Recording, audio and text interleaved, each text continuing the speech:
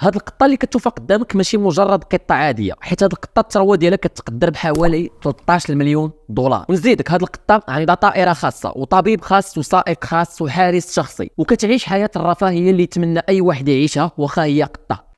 لديها حارس شخصي وطباخ وعاملان يخدمانها ويعدان لها الأكلات الطيبة، وهي تسافر على طائرة كارل لاغرفيلد الشخصية. في هذا الفيديو غادي نعرفوا القصه ديال هذه القطه وكيفاش حتى ولات عندها هذه الثروه الباهظه، وغادي نشوفوا كيفاش دايره الحياه ديالها وشنو كدير بهاد الفلوس كاملين وفين كتصرفهم. والاهم من هذا الشيء كامل، مني كتجيب قطه هاد الفلوس كاملين. ولكن قبل ما نبداو ما تنساش دير لايك وتبارطاجي الفيديو كدعم للصفحه، وعلى بركه الله.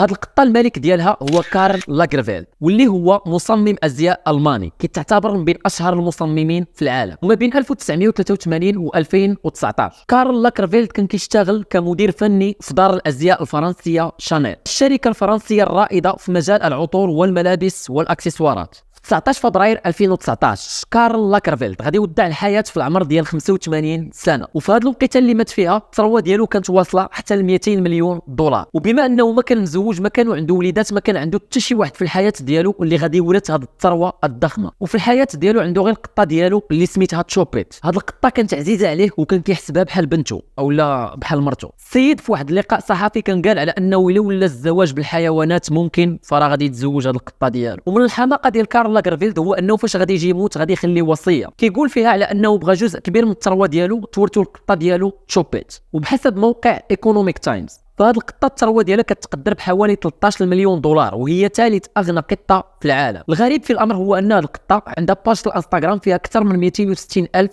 متابع، وفي التويتر عندها اكثر من 44 الف متابع، وعندها حساب بنكي بالاسم ديالها وكتاب خاص بها. لها كتب، القطة تكتب، ولديها كتاب صدر في عام 2016 تشرح فيه عن عالم الموضة والأزياء وأشياء أخرى.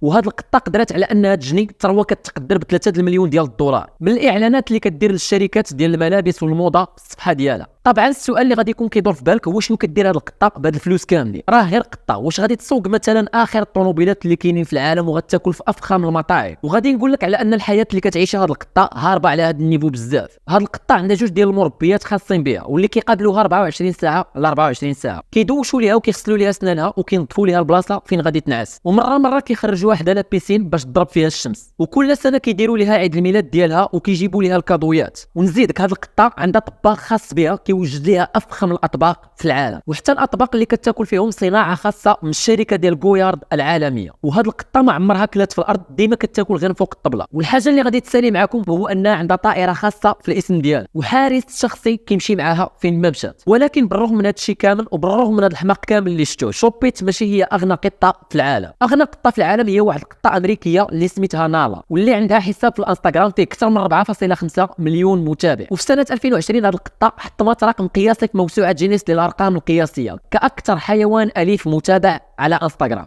هاد القطه كانت غير قطه متشرده ومولاتها كانت غير نادله في واحد المقهى، ولكن الشكل ديال هاد القطه والتعابير ديال الوجه ديالها خلات الفيديوهات ديالها تحقق ملايين المشاهدات في الانستغرام ودارت علامه تجاريه ديالها. وهكا قدرت هاد القطه تجني ثروه صافيه كتقدر ب 100 مليون دولار لتكون بذلك اغنى قطه في العالم. القطوط ماشي بوحدهم اللي لاباس عليهم، ولكن حتى الكلاب. اغنى حيوان في العالم هو الكلب الالماني اللي سميتو غاندر السادس، الثروه ديالو وصلت نص مليار دولار، 500 مليون دولار امريكي. هذا كلب واسمه غانثر السادس.